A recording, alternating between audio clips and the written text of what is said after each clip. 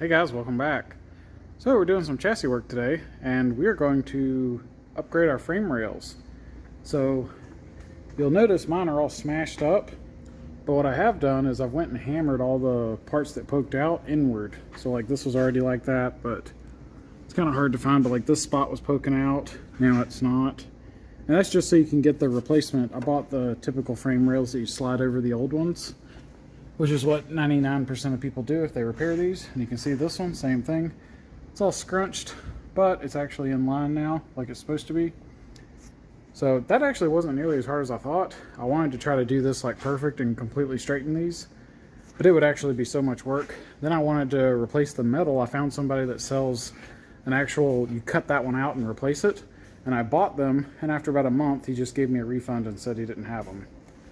So at that point I gave up and I just bought the best rails I could find, which I'll show you now.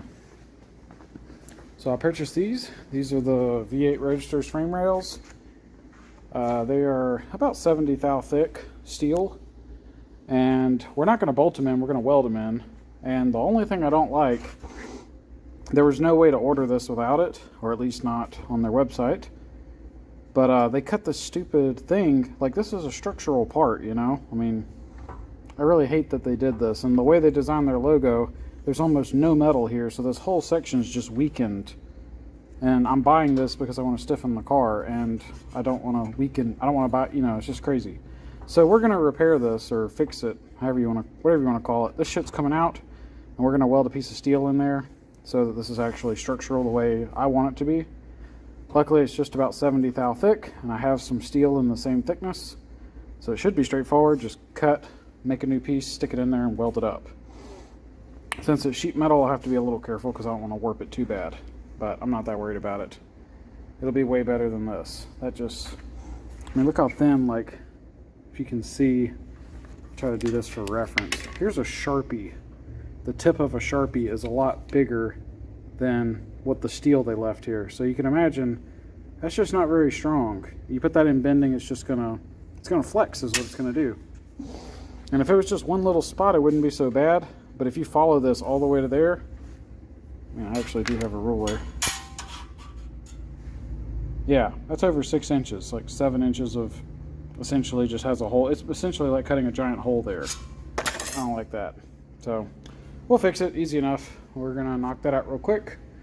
And then the other thing I did, we're actually not gonna bolt these up, we're gonna weld them in. So it didn't show up very good, but there's a white mark that I kind of slid these up here and marked roughly where they lay. And I'm gonna, the intent at least, the plan is I'm gonna put a wire wheel on a angle grinder and just knock all of this garbage off of here.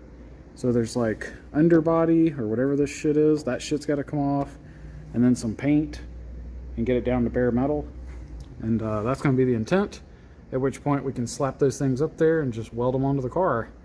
And I figure, since you're trying to stiffen the chassis by installing these, welding them has got to be better than bolting them.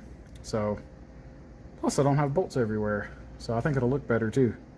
So that's the plan. So, bring you guys back in a little bit, but we're going to see what we can do.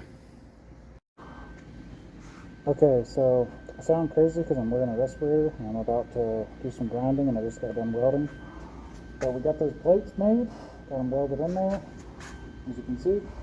And we've had to grind them back so they look better. So if I knock that out real quick. Okay, so here's after grinding it back and sanding it back. The repair basically disappeared.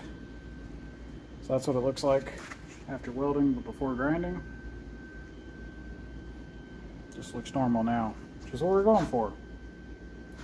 So, cool. Grind that other one back real quick. Hey guys, welcome back. So, gonna do a quick little one here.